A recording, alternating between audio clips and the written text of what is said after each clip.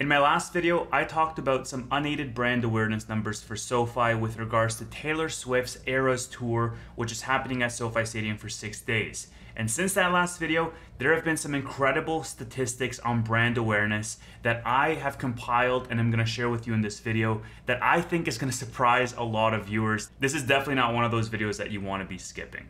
This has been on my mind for quite a bit, and I talked about it last night on the SoFi Weekly podcast, and there was some mixed impressions around the magnitude of this event in particular. SoFi has done massive events in the past. BTS, for example, which is, I think, the world's biggest K-pop band. The Super Bowl, The Weeknd named his new album live at SoFi Stadium. But in my opinion, nothing compares to the Taylor Swift fan base and what that fan base can do for SoFi's brand to be associated with. The Wall Street Journal, for example, projected the Taylor Swift Eras Tour to be on pace to be the highest grossing music tour in history with over $1 billion in revenue. For 100 shows, over potentially $1 billion in revenue, obviously an eye-popping number. It would be the biggest concert ever, right? It would be the biggest tour ever. I'm not a huge Swift fan, but I do not deny the unstoppable nature of her fans and her just empire. I mean, this is a massive operation. I think she heard something like 90 semi-trucks from city to city for all her tour equipment. I mean,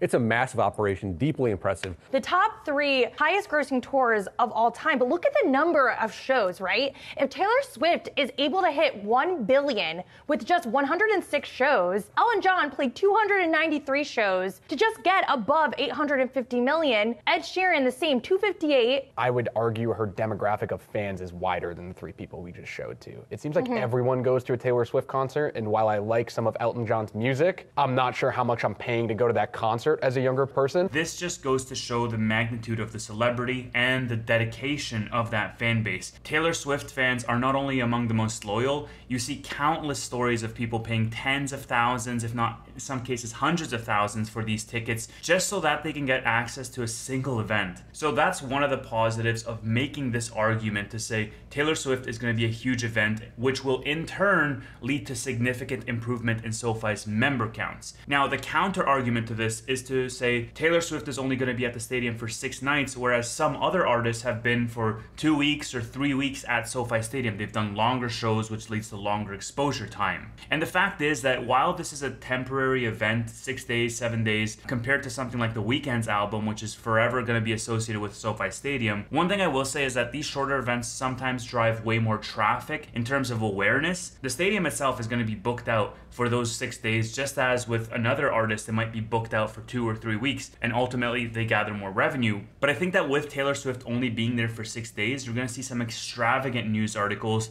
around the prices that people are paying, given the popularity of Taylor Swift, of course, but also just given the scarcity of that event alone. And then the other thing I'll say is that all of the content that's made on social media with regards to that event is forever going to be on the internet. And we're going to look at some of the statistics around that content specifically. And before we go into the statistics, I just want to share another thought around the demographic with Taylor Swift. I made this argument last night where I highlighted that the Taylor Swift audience is more in line with the type of demographic that SoFi is looking for in their members. Predominantly women who are younger, between the ages of 20 to 35, who are generally more affluent. So that's a big consideration, because if we were to draw a Venn diagram of Taylor Swift fans and SoFi ideal members, the intersection would be very large. So if you think about that, the demographic could be very easy for SoFi to convert some of these fans. SoFi on their SoFi Stadiums page actively advertises all of the exclusive benefits that they offer for members. You'd be foolish to think that nobody is looking at this and nobody is converting as a result of this, especially considering for SoFi Money, the barriers to entry to become a member are so low. So putting that aside, let's jump now into some of the statistics. First of all, looking at some Google Trends, Michael Rowland posted this on Twitter last night with regards to the SoFi Bank search term, which is reaching records in terms of interest over time in the United States over the past 5 years. But the search term of SoFi Bank is really negligible when you compare it with the parent search term of SoFi, which is also at record interest over time since 2018. Now, you could make the counter argument that the APY increases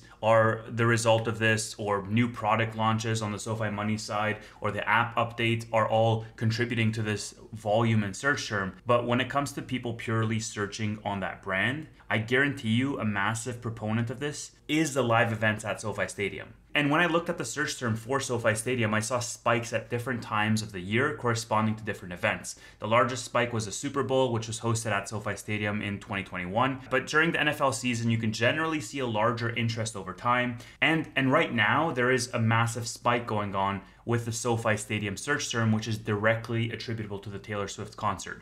Interestingly, I also looked at SoFi tickets as a search term because this was a breakout term, which is also reaching high levels of interest, the highest it's ever gotten in the history. And the thing to note about this is SoFi tickets as a search term is even passing the Super Bowl peaks with regards to people looking up how to get tickets, for example, for this Taylor Swift concert versus the actual Super Bowl. So all of that is very positive, but let's move on now from Google Trends onto TikTok hashtags, because TikTok is predominantly the social media platform used in younger demographics, particularly Gen Z. And the SoFi hashtag is associated with all pieces of content created on this platform. And I've laid out the last 3 years in this chart in the United States alone with regards to all pieces of content with the hashtag SoFi. Now, in the last few years, you can see there's 21,000 posts made in the US alone with that hashtag, leading to almost 200 million views. The overall views are almost 1 billion for just that hashtag SoFi. Similarly with this, as with Google Trends, we are seeing peak interest over time, surpassing almost all other instances from a TikTok content creation perspective. Now, this includes higher volume than the Super Bowl, and it also includes higher volume than the SoFi Money Moves campaign in 2021, which was predominantly targeted at TikTok and was trending in TikTok. So this event is higher within that demographic than all other events with regards to content creation with just that one SoFi hashtag. Now, I actually looked at some of the age demographics for that hashtag, and we can see 76% of that audience is between the ages of 18 and 24, with the biggest related interests in music and entertainment, which makes sense because the stadium hosts all of these different events. Now, I also looked at the Taylor Swift Eras Tour hashtag to see the pieces of content that were created there. This has 10 billion views over the last 3 years. In other words, it has 10 times the amount of all posts associated with that SoFi hashtag just in the last 3 years. This is how big that is. And it's expected to accelerate even more as the tour is just getting kicked off and will be ongoing for quite a while. And now let's bring this all back to SoFi. With regards to unaided brand awareness, this was something Anthony Noto mentioned in response to an analyst question on Q2 with regards to new customer additions, whether there's a mix in how SoFi is finding new customers and whether they're seeing any characteristics in these new customers. Anthony Noto responded by saying, quote, "For the last 5.5 years, our number one objective in marketing has been to build unaided brand awareness. Unaided brand awareness is measured when you ask 100 people, when you need a financial services product, who do you think of? And when we joined the company in 2018, 2 out of 100 would say SoFi, 2%. We've had our unaided brand awareness reach high single digits. It bounces a little bit, but it's a pretty Herculean effort to go from 2% to high single digits. Top 5 banks in the country are anywhere between 20% and 30%. Anthony Noto continues to say on that Q2 earnings call, as we drive the unaided brand awareness, we're building trust, we're becoming a household brand name. Parallel to that, we're doing digital marketing, we're doing other forms of traditional marketing to try to optimize our customer acquisition cost and scale our customer growth, our member growth, as well as our product growth."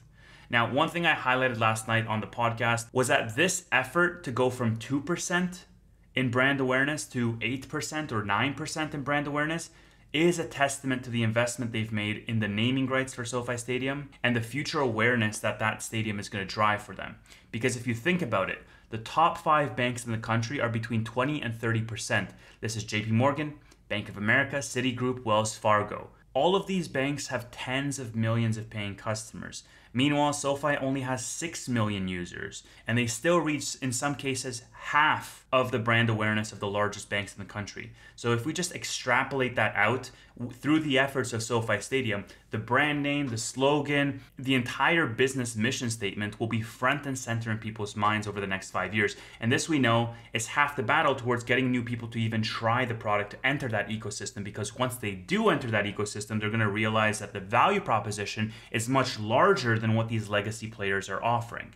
Now, the reason why this is important, and what most people don't really realize, and ultimately the reason why this has been on my mind for the past week, is brand awareness is going to increase into the double digits over the next 5 years. More people are going to recognize the brand name, And ultimately what this is going to do is it's going to lead to cuts in marketing spend and a further acceleration in organic growth through word of mouth, and an increase in the willingness to blindly try new SoFi products in the ecosystem, which is in turn going to increase the flywheel of members to products, which currently sits at 1.5x. In other words, as more people realize what SoFi is and does, more people are going to be willing to try the products, and more people are going to be willing to cross-buy different products into that ecosystem. Now, last night, Tanner said something interesting with regards to members. He said that in Q3, he is expecting under 500,000 members. And I actually, by contrast, think that Q3 is going to be our highest member count. The reason why I think this is because SoFi has shown through their recent earnings report that they're not afraid to start ramping up those member numbers while simultaneously driving towards that profitability. In other words, they're being aggressive in terms of growth to maximize the amount of market share they capture. And we know Anthony Noto has said that they're going to try to aim between 800,000 and 1 million new members in the next several years, which could be as early as 2024. So I think that this member addition for Q2 was not a one-off instance, but rather the start of an acceleration in terms of their member growth. And so that's my early prediction for Q3, and the reason why is because the Google Trends, the TikTok statistics, all of this volume and awareness that SoFi is getting from these events, such as the Taylor Swift concert, and there's actually a lot more events that are coming in Q3. Metallica is going to be performing at SoFi Stadium in August, Beyonce in September, Ed Sheeran in September, Travis Scott is going to be in Q4 in November. The FIFA World Cup is coming in 2026 at the stadium. The opening and closing games of the Olympics in 2028. WrestleMania was recently hosted at SoFi Stadium in April, which gained over 80,000 people in attendance. There's also regular events happening at the stadium. The Super Bowl, the NFL preseason starts in August. That's going to be falling in Q3. The entire season is going to be between Q3 and Q4. And SoFi also just participated in the Soccer Champions Tour, where they also featured a game between Arsenal and Barcelona on July 26th. That's falling in Q3. And on the sports front, I think that there's a lot of hype with regards to Messi now joining the MLS. I think there's also a possibility for a game at SoFi Stadium, possibly. So in addition to the regular NFL season.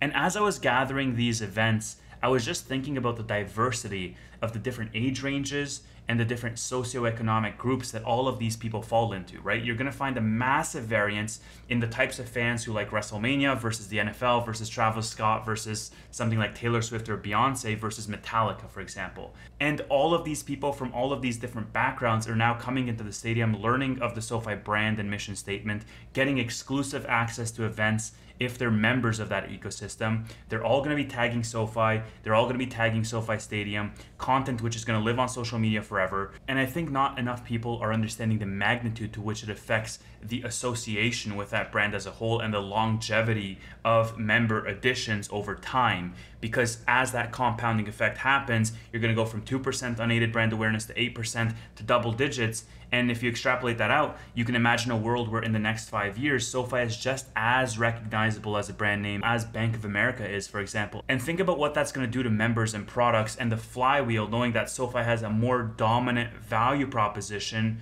than all of the other legacy players. The word of mouth is going to spread, that's going to compound, the brand awareness is going to compound, and as more people enter into the ecosystem, the flywheel is going to compound because the underlying product offering is so much better. So to conclude this video, I think the Taylor Swift event is much bigger than people are giving it credit for. We can tell that from the statistics that I shared. I think Q3 and Q4 are going to be an acceleration in terms of member growth leading up to that 800 to 1 million member additions per quarter that Anthony Noto is looking at. I think SoFi has proven from recent earnings that they can accelerate members while driving towards profitability. And over the long term, I think this brand awareness will be what drives member growth to compound even further, especially on the SoFi Money side of the business where the barriers to entry are lower.